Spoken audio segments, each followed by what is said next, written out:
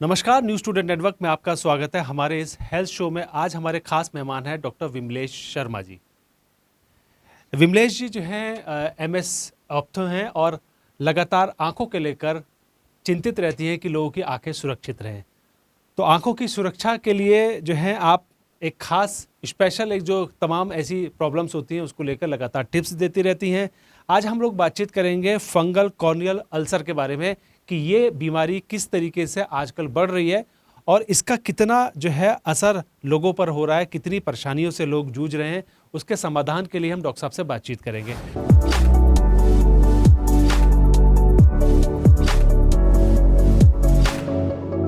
Doctor साहब ये fungal corneal ulcer है क्या और इसको किस तरीके से जो है आप देखती हैं, कब कब होती है, इसका थोड़ा लक्षण के बारे में बता देंगे? देखिए फंगल कॉर्नियल अल्सर आमतौर पे अगर हम देखें तो फंगल मीन्स फफूंद एक किस्म का। अब ये फफूंद ऐसे आमतौर पे हमारे को तो बॉडी में कहीं इफ़ेक्ट नहीं करता है, फिर आँख में कब और क्यों इफ़ेक्ट करके और अल्सर बना देता है, ये जानना बहुत ज़रूरी है। जिन लोगों का बॉडी इम्यूनिटी थोड़ा लो होता है या इस किस्म की दवाइयाँ डाल रहे हैं कि आँख की इम्यूनिटी लो हो जाए, उनको फंगल कॉर्नियल होने की संभावना रहती है। इसमें अल्सर या घाव कह सकते हैं। कॉर्निया मीन्स पुतली, अगर मैं आम भाषा में कहूँ तो कॉर्निया का मतलब पुतली है, फंगल जो है फफूंद है, तो पुतली पर अगर फफूंद आ जाए तो उस बीमारी को हम फंगल कॉर्नियल अल्सर कहते हैं। इसको जो है ये अक्सर कब होता है? जैसे आपने बताया कि ये जो है फफूंद है, ये जनरली कब जो है होती है और इसके जो है मुख्य जो है इसका आयात कहाँ से है? ये जो है हम लोग जो देख रहे हैं अक्सर लोगों का अल्सर हो जा रहा है। आपने जो है जो डायग्नोज भी किए हैं कई केसेस। आजकल ये महीना, अप्रैल का महीना बड़ा महत्वपूर्ण है इस बीमारी के लिए। अप्रैल का महीना भी और साथ में अगर उधर जाड़ों के शुरुआत के वक्त हम देखें अक्टूबर का महीना, ये 2 महीने बड़े ख़ास हैं इस बीमारी के लिए। क्योंकि अप्रैल के महीने में आपने देखा होगा बिल्कुल गेहूं के खेत पके हुए खड़े हैं और आजकल खूब बहुतायत से गेहूं के खेतों की कटाई चालू है। अब जो वर्कर वहाँ काम कर रहा है, दिन भर खेत काट रहा है, वो अचानक एक्सीडेंटली उसको अचानक से गेहूं के तिनके से, घास से कभी आँख में स्क्रैच आने की संभावना रहती है, या कभी तिनका पड़ गया और उसने इग्नोर कर दिया। तो सबसे पहला रिएक्शन क्या होता है हमारा? सबसे पहला रिएक्शन ये होता है कि आँख में कुछ लग गया तो ज़रा बराबर के मेडिकल स्टोर से हम कोई ड्रॉप लेके डाल लें। तो बस कहानी सबसे ज़्यादा यहीं गड़बड़ होती है, क्योंकि बराबर के मेडिकल स्टोर वाले को ये पता है कि एक दवा है सर्वगुण संपन्न, जिसमें डेक्सामेथासोन मिला हुआ है, इसको डाल देंगे तो तुरंत आराम आ जाएगा। तुरंत आराम तो आता है, लेकिन डेक्सामेथासोन आई की लोकल इम्यूनिटी को, रोग से लड़ने की क्षमता को बिल्कुल ख़त्म कर देती है। और जो गेहूं के साथ या वेजिटेटिव मटेरियल के साथ, या अगर आप कहें कि घर में जिन्होंने जानवर पाले हुए हैं तो जानवर के गोबर से, उसकी पूंछ से अगर इंजरी हो गई है, तो ऐसे मरीज़ों को जब उनकी लोकल इम्यूनिटी कम होती है इस किस्म की दवाई डालने के बाद, तो ये फंगल कॉर्नियल अल्सर झट से अपना रूप ले लेता है और आँख में एक जख्म बना देता है, जिससे दर्द के साथ रोशनी आँख की कम होने लगती है। क्या करना चाहिए? जैसे आपने कहा कि अच्छा, ये तो बात रही केवल उन लोगों के लिए जो लोग फील्ड में जो है काम करते हैं। एक आम इंसान जो स्कूटर, बाइक, साइकिल से निकलते हैं, क्या उन लोगों को भी ये समस्या आ जाती है? बहुत अच्छा आपने सवाल पूछा विपिन चंद्रा जी।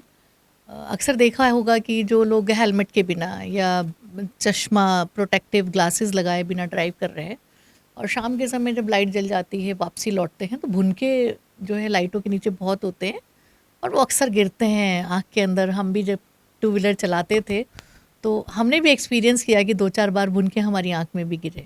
तो कुछ लोग का जिनका तो आई की सेंसिटिविटी कम होती है, वो 2-2 3-3 दिन तक उस भुनकों को लिए घूमते रहते हैं। मरे हुए भुनके पड़े हैं, हल्का-फुल्का कुछ खटक रहा है, इग्नोर कर रहे हैं।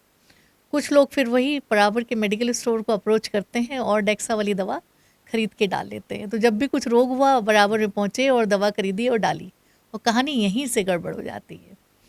डेक्सा की दवाइयाँ सबसे बड़ा कॉमन एक कारण है डेक्सा युक्त दवाइयों का, पूरा नाम कहूँ तो डेक्सामेथासोन। ये सबसे बड़ा कारण है आँख में फंगल कॉर्नियल अल्सर होने का।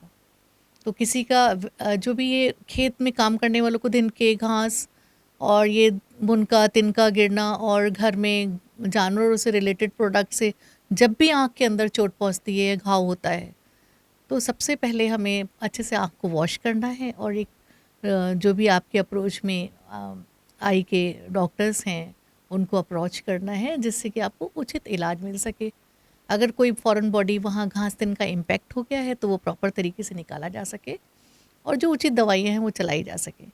तो इग्नोर ना करें, छोटी से छोटी इंजरी को भी अपनी मर्जी से दवाई ना डालें, तो ही वही सुरक्षा का एक उपाय हो सकता है। कितनी गंभीर रहती है? क्या कोई इसमें आँख में इतनी ज़्यादा बड़ी अल्सर इतना ज़्यादा भी हो सकता है कि आँख भी खराब हो सकती है क्या इससे? देखिए, जो फफूंद है आँख का या फंगल कॉर्नियल अल्सर, वो इतनी गंभीर बीमारी है क्योंकि इसमें मरीज को जख्म जितना बड़ा है, रोग के लक्षण उतने नहीं होते। तो मैं आज जाऊंगा डॉक्टर के पास, कल जाऊंगा करके वो इग्नोर कर सकता है बहुत आराम से। और एक बार अगर आँख के सेंटर का एरिया, जो हमारी पुतली, हम जिसे आम लैंग्वेज में कहते हैं आँख का तारा, जिसमें से लाइट होकर अंदर पर्दे तक जाती है, उस एरिया को अगर इस फफूंद ने इन्वॉल्व कर दिया या बीच के हिस्से में अगर तारे वाले हिस्से में फंगल अल्सर आ गया, तो जब वो फंगल अल्सर ठीक होता है उसके बाद भी वो दाग छोड़ देता है। तो मरीज़ जाता है इस उम्मीद में कि मेरी नज़र कम हो गई है, अब डॉक्टर इलाज करेगा और नज़र आ जाएगी। ऐसा बिल्कुल नहीं होता है। ज़ख्म ज़रूर भर जाता है लेकिन एक दाग हमेशा के लिए रह जाता है।